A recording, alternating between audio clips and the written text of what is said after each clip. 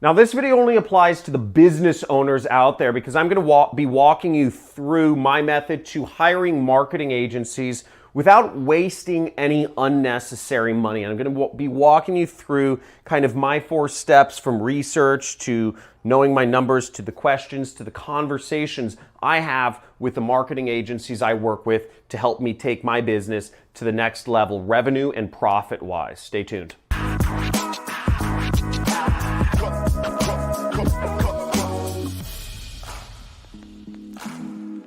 Now, I don't play around in my business. I don't like losing money, and I don't like doing a lot of work. I don't have any employees that work for me. I have 0 employees that work for me, and we do $3.4 million per year. Now, to be able to do that sort of numbers, you have to have a lot of people that, even though they're not my employees, I need a lot of help. And that's why I work with a lot of different marketing agencies to help advertise my company, manage other aspects of all the stuff related to running a business here. Now, the way I start is I start everything with competitor research. I don't hire a company unless I know they're working with my competitor who's more successful than me. Everything in my business is around knowing who my competitors are that have bigger businesses than me and just ruthlessly copying everything they do until I'm at the same level or better than them. Part of that ruthless copying means I am figuring out what ad agencies or what marketing agencies or what development agencies or what support agencies my competitors are working with. And the way I do that is pretty old school, frankly. I go to conferences and I go to meetups and I go to industry events and I'm talking or just I'm talking on Skype, but I talk with different people in the industry to figure out who's working with who. I ask people for recommendations. Who are you working with? If I see somebody who has some ads I like, I say, who are you working with to put those ads up? Now, running a business is the same as like affiliate marketing. In affiliate marketing, you're basically copying, the best way to do affiliate marketing is to copy ads that are already working for somebody else. It's no different in business. You can just simply find a business that you like and copy as many aspects of it as you can or that you can afford. It's not difficult. You can hire people's employees from them. You can hire their agencies from them. You can do anything. You can to get whatever your competitor is doing, whatever relationships your competitor has, whatever media outlets or key figures that are in that company, you can always find a way to get some of that for yourself, either by hiring the same agencies I found is the lowest hanging fruit to literally stealing your competitor's business. So as I said, I talk with a lot of my competitors. I do research. One other way that I found with mediocre results is actually looking up different ad agencies and seeing who they post as client testimonials.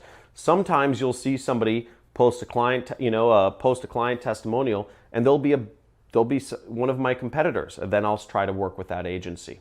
I'll at least test them out. The next important thing in terms of hiring a marketing agency or a freelancer, or whoever you're hiring to help your business, is knowing your numbers, okay? Know what you're willing to spend with that freelancer or that agency or that consultant. Know what numbers you need to back yourself into. Now, for my business, I'm willing to spend up to $20,000 per marketing agency I work with. But again, I'm only looking to work with a very specific type of marketing agency, and they need to have been working with one of my competitors and produced results for them. So that narrows the field a lot. But if I know my numbers, I know I'll never lose money. My risk tolerance in my business is $20,000. It may be different in your business, but I stick very firmly to my risk tolerance in my business. I'm willing to spend $20,000 to test out a new agency, and then I will measure if I got results or if I didn't. Usually, I either lose a lot of money or I'll make a ton of money. There's generally no in between. There's generally no judgment calls. It's either A or B. Now, before I work with an agency, I come prepared with a lot of questions, okay? You want to ask whoever you're thinking of working with a lot of questions to see if they're a good fit. Now, the questions I ask people are, these are some of the following questions. I ask them if they are doing the work themselves or if they're working with contractors, if the people they're working with are in-house, meaning in an office. I ask the people if they're employees, first of all. An employee means they're working only for this person, or if they're contractors. And if an ad agency I'm hiring is working with contractors, it means the people they're working with can work for anyone. I give preference to people who are working with employees, meaning that it means the agency has a stable business and they are working exclusively with certain people that I wouldn't be able to work with otherwise. The other question I ask people is how much is their largest client spending with them per month? Or a variation of that is for non-marketing agencies is what are the results that their largest client is getting with them as a direct result of their work. I want to know what the top level of this agency is, what the potential I have to gain from working with a particular marketing agency. Now, in my business, the way I manage my business is I only look at opportunities that can potentially double my business. Again, I'm not interested in working with a marketing agency who can make me an extra $100,000 a month. I'm only interested in working with marketing agencies that can make me an extra $500,000 per month in gross revenue. That's very important to me. So that narrows the field, and that means I'm only working with agencies in certain fields of marketing. Now, I also ask the agencies I'm working with, who are their other clients that are similar to me? Again, this is sort of a loaded question because oftentimes I've already done my research and I already know or have heard of that they are working with a similar client to mine or one of my competitors. I look to verify that information and see if they actually name that they're working with a competitor of mine because that's important to me. Again, I want to work with people who are doing effective advertising in the same field as me.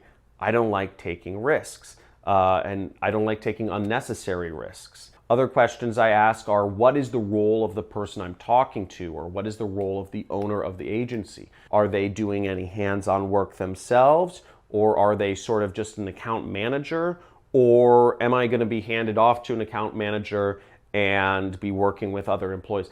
I just like to have an idea of, it doesn't matter to me whether or not the person is, that I'm talking to, the salesperson or the owner of the agency necessarily does the work, but I like to have a clear idea of the roles of everyone in the agency so I know who's doing the work and who's not doing the work. Other questions to ask are the fee structure. I usually leave that to the end because people are kind of like iffy about the fee structure. Now, usually that, the cost of working with somebody is like the biggest factor that people are scared about. For me, cost it's a very simple decision for me. It's either, I come prepared. Remember, I'm coming to the table with a number in mind. I know I'm willing to tolerate spending up to $20,000. So as long as it's under that, I say, yes, we can do this. If it's over that, I say, no, I can't do this unless the cost is this. And I leave it at that. It's very simple. I like keeping my decision-making to binary decisions. I don't like having, I didn't get a good enough feeling, or I did get a good enough feeling. The way I do decision-making is just binary. Either it falls within my parameters or it doesn't, and it makes life a lot easier for me that way. And last but not least, once you've prepared your questions, I gave you a couple, have a conversation with the agency that you're interested in hiring, or the freelancer, I guess you could say, if you're working with freelancers. Generally, how I do conversations is I say, okay, I like setting a structure or an agenda to a conversation, because otherwise, when you're hiring somebody new, the conversations can ramble on. I used to do this the same when I hired employees. I would say, okay, let's structure the conversation this way. I'll tell you a little bit about myself and my company and what our goals are.